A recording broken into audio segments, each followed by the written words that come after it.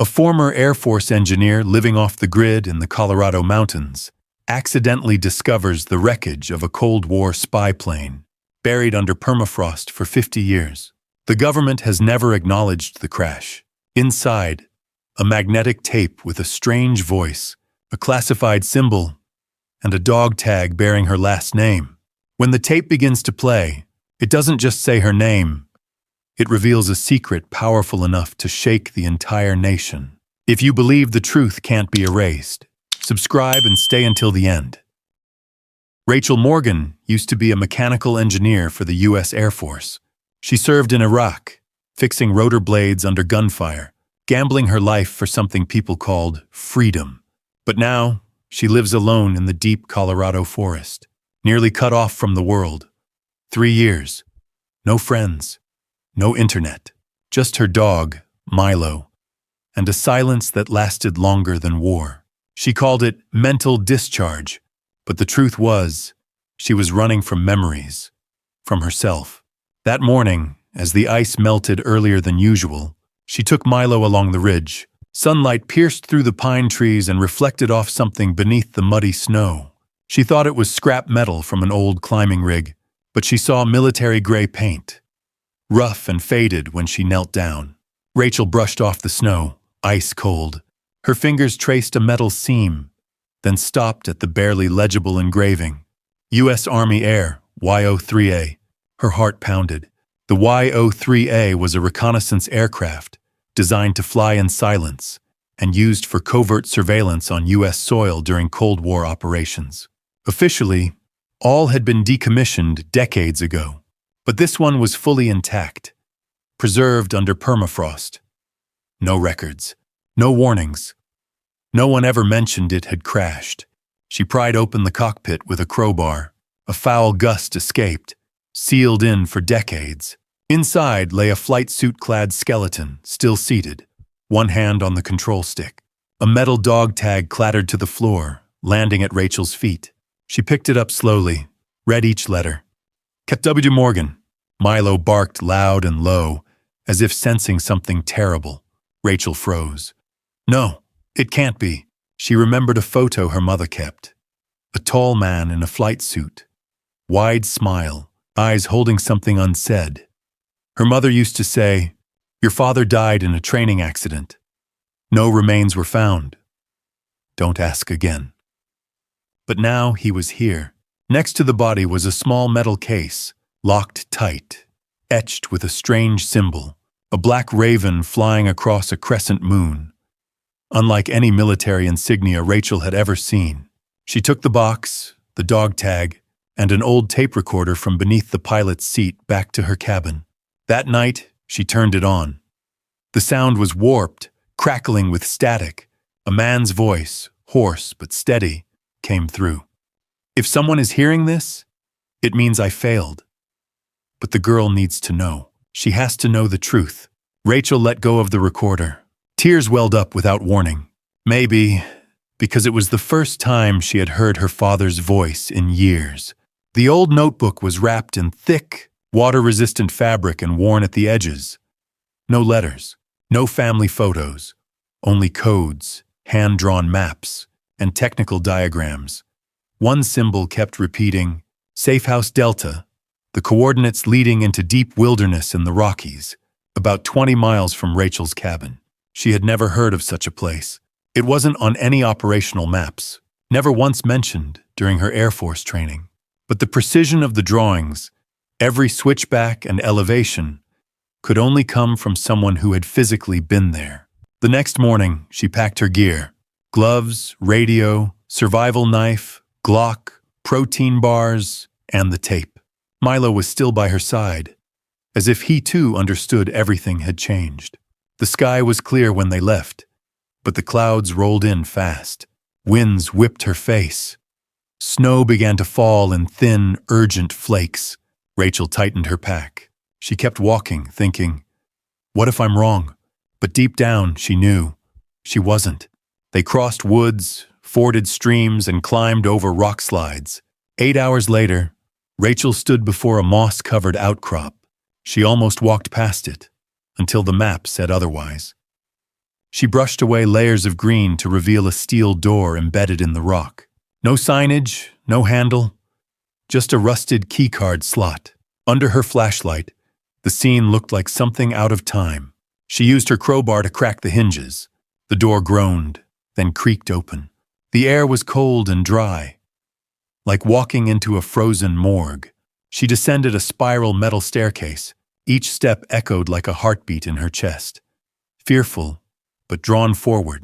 At the bottom was a small control room. The silence was absolute. The smell, paper rot, iron rust, old mold, like time suspended in air. On the desk sat a small steel crate, marked with the same black raven and crescent moon symbol from the crash site. She gasped and opened it. An 8mm film reel, a tape recorder, and a box of decontaminated radioactive data disks. The label on the reel read, Hexagit 1313. Raven, 1972, P2 subjects. Tucked underneath was a sealed envelope, scrawled in shaky handwriting. Then open only if everything fails. Rachel picked up the reel. Her hand trembled, not from cold, but from the overwhelming sense that she was touching a piece of erased history. And somewhere deep inside, she knew her father had meant for her to find it. Rachel left the bunker at dawn. The sun hadn't risen yet. Fog swept the mountain slopes like a thick net. Milo trudged beside her, his paws caked in cold mud. She felt an exhaustion that went beyond her body, as if she hadn't just walked 10 hours, but 10 years. Yet one question kept circling in her mind. Who else knows about this? When she reached the cabin, something felt off. The door was closed, and there were no signs of a break-in. But the moment she stepped inside, Milo growled. She quickly scanned the room. Nothing was missing.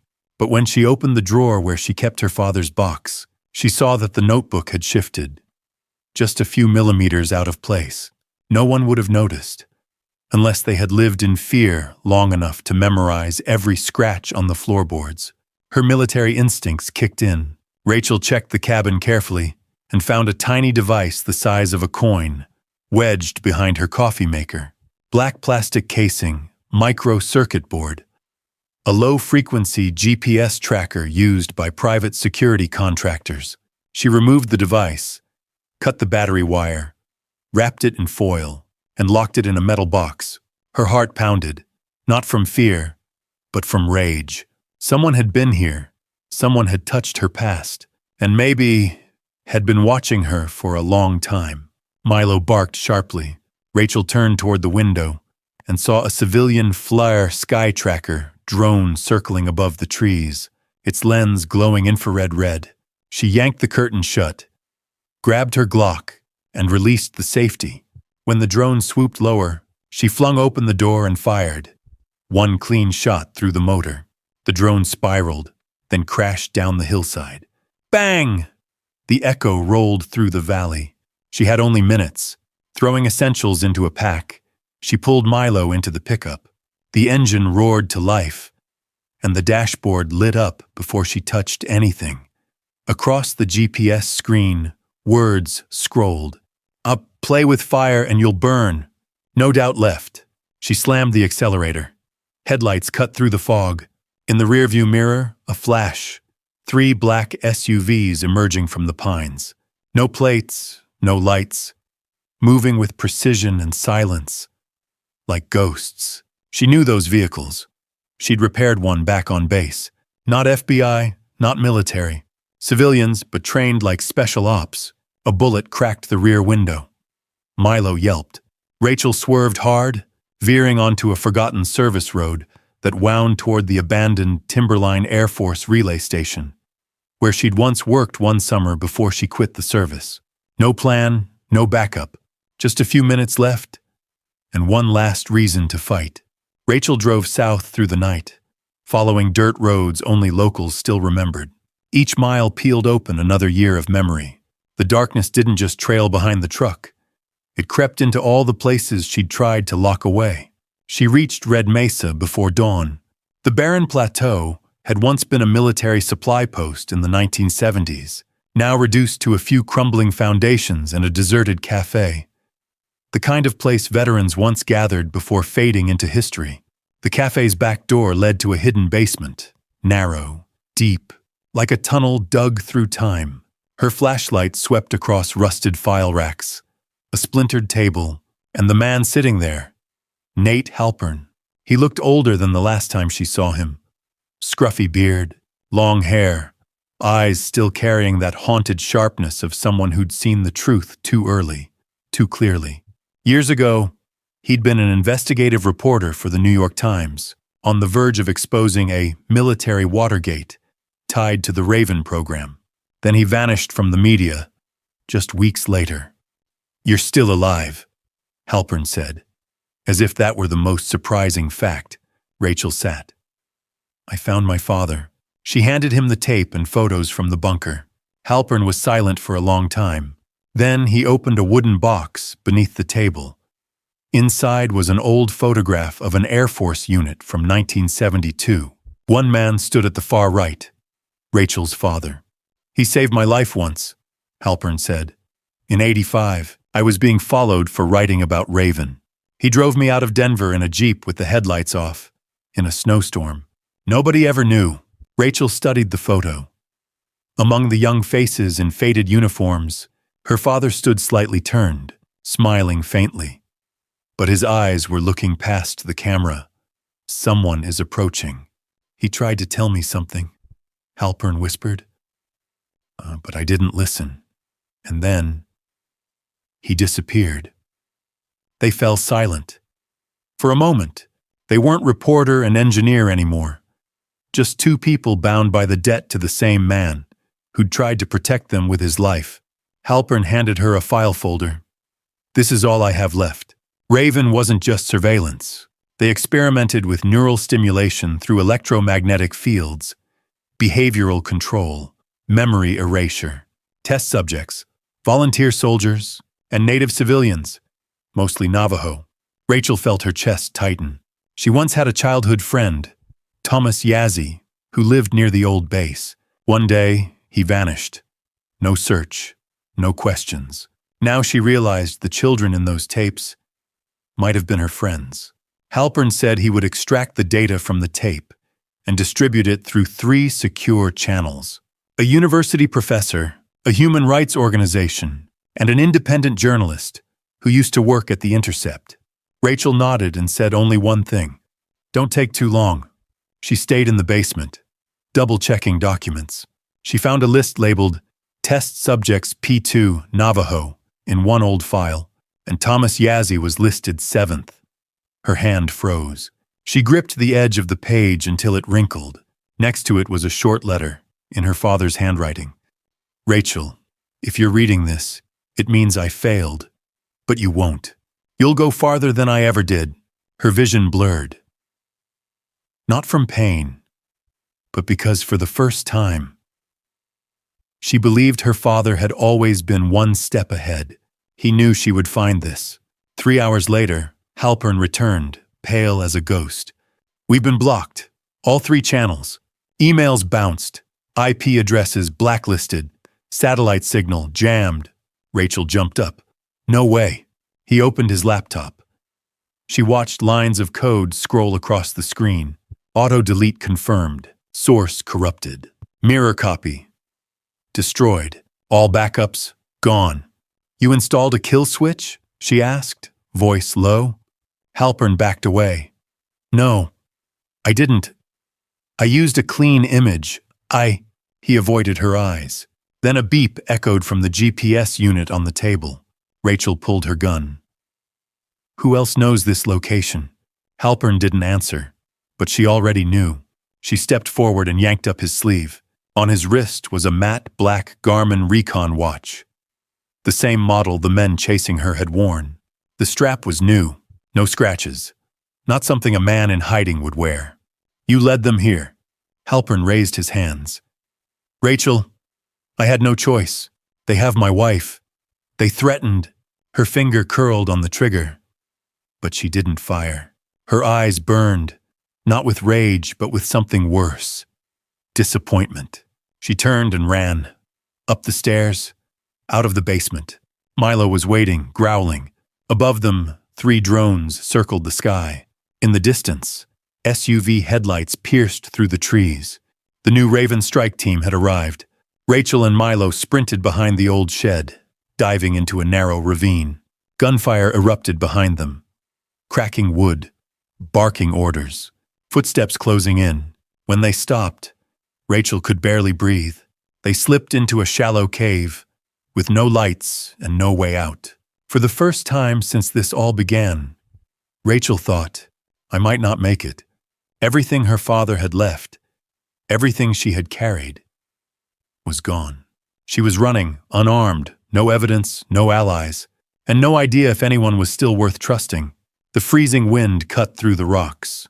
Rachel and Milo huddled inside a shallow cave near the timberline summit, shaking from cold and exhaustion. Outside, SUV headlights swept across the trees. The Raven team hadn't left. They knew she was still alive. Her hand clutched her Glock, empty. Her mind raced, but one line echoed loud and clear.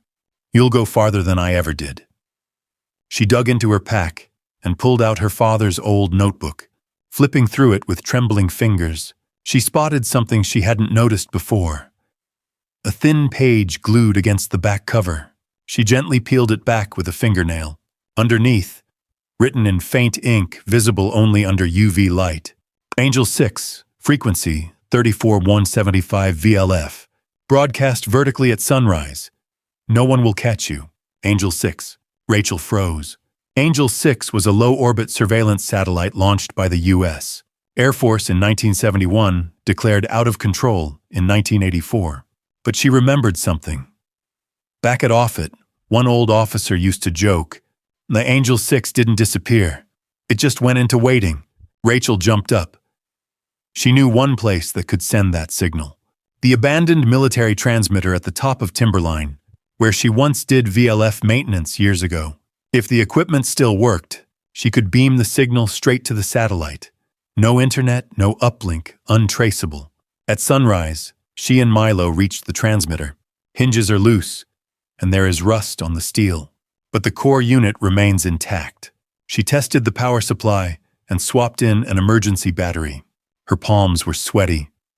The modulator lit up. The only backup tape left was hidden in her spare glove from day one. Not the master, but good enough. She inserted it into the reader and dialed the frequency to 34.175. The monitor blinked. Angel 6, uplink signal established. Rachel hit transmit, playing the original recording and the full video from test site 13. The signal shot from the mountaintop like a beam of light. 2 minutes later, an anonymous account named rwatch1972 began broadcasting the footage on an open-source platform. 10 minutes after that, Lena Yazzie, a native activist and granddaughter of Thomas Yazzie, reposted the video with the caption, "They thought we forgot, but we're still here." An hour later, Ravenwatch was trending nationwide. Veterans shared hidden documents. Indigenous communities lost medical records. A Harvard professor confirmed, "This is authentic, and it cannot be faked." Rachel stood in front of the transmitter. She didn't cry. She didn't smile. She just exhaled. Like her father had whispered into her ear, "You did it." Down the mountain, the Raven team saw the signal flare, but it was too late. The truth was already in the sky. 3 days after the signal from the Timberline summit spread across the internet, the hashtag Ravenwatch flooded every platform. Major news networks, from CNN to PBS, reported the story with cautious astonishment. A signal from a long-lost military satellite has broadcast shocking evidence of a neurological experiment conducted on U.S. citizens between 1968 and 1973. The proof had gone to the sky and could never be pulled back down. On Twitter, thousands shared family photos with captions. "My grandfather served near Site 13. He lost his mind for no reason. Now I know why. My grandmother worked in military medicine, haunted for years by dreams of Navajo children examined in secret. Now I know they weren't dreams." Another video began to spread. Senator Dawson, a leading presidential candidate, being escorted out of his office by the FBI. The live broadcast showed the charges clearly: war crime concealment and obstruction of federal investigation. The Raven files exposed more than experiments. They revealed a political machine that had turned guilt into wealth and power. At a press briefing, the Pentagon spokesperson refused to comment, but public pressure was unstoppable. Congress formed a special hearing committee, summoning victims, veterans, activists, and scholars to testify. Rachel didn't go. She declined every interview request. She didn't appear on TV. She accepted no awards. When a federal attorney offered her financial compensation, she sent back a single handwritten line: "Build a headstone for my father, and stop calling him a traitor." A month later, a quiet memorial was held at the military cemetery in Colorado Springs. No cameras, no reporters. A small group of veterans affixed a small silver emblem to W. Morgan's grave, a black raven flying across a crescent moon. And up on Timberline Mountain, the old cabin was rebuilt, not as a place to hide, but as a living monument. Several visitors came every week: Native elders, veterans, and journalism students. They'd knock, ask to hear the story, to see the old tape recorder, the reel that carried the signal, then sit on the porch watching the pines shift with the seasons. Carved into the wooden frame above the porch, Rachel had written, "This isn't a home, it's a reminder." Milo lay beside her feet, older now, but still barking whenever someone approached. Rachel no longer hid. She didn't chase leads or uncover new mysteries. She simply listened. Because sometimes, truth doesn't need to be shouted. It just needs to be kept. The following spring, the snow melted early. The sun rose behind the pines. The air smelled of damp soil and resin. On the Timberline slope, Rachel Morgan's cabin stood neat and straightforward, its door open every weekend. Everything was preserved like a slice of frozen time. The old tape sealed in glass, the military recorder resting on a wooden table. Beside it, a small plaque read, "Last broadcast, 6:14 a.m., March 17th, Angel 6 link established. Irreversible." On the wall hung a tarnished silver tag, W. Morgan. Below is a photo of her father with his 1972 Air Force unit, restored from Halpern's original copy. He was still smiling in the photo, though his eyes looked quietly elsewhere. Now Rachel understood. He had been looking toward a future where truth could never again be buried. She began writing everything down. Not for a book, not for publication, just for whoever came after. In her new notebook, she didn't use heavy words. She wrote about winter, the gunfire echoing through the forest, faith, and how a single voice can outlive the person who spoke it. One afternoon, while replanting her garden behind the cabin, Rachel struck something hard in the soil, a small envelope sealed in plastic, likely hidden there long ago by her father. Inside was a short note, the handwriting hurried. "If you're alive, it means you're strong enough. But don't carry the anger forever. Plant seeds, and don't be afraid to open the door." Rachel stood still for a long time, clutching the paper, staring at the freshly turned earth. That day, she planted her first seeds: spinach, carrots, and a young apple tree. People still came, quietly. They brought tea, questions, and sometimes only silence. One day, a Navajo girl about 10, led by her grandmother, wandered around the cabin before turning to Rachel and asking, "Do you think my grandpa really heard someone call his name from a satellite?" Rachel smiled. "I think sometimes the truth chooses who it wants to find. And maybe it chose you." Outside the cabin, Rachel mounted a new wooden sign. "On justice doesn't always come from a courtroom, but it always begins with someone who dares to believe. If you believe one person can make a difference, if you believe the truth can't be erased by silence, share this story and subscribe, because more truths are waiting to be heard."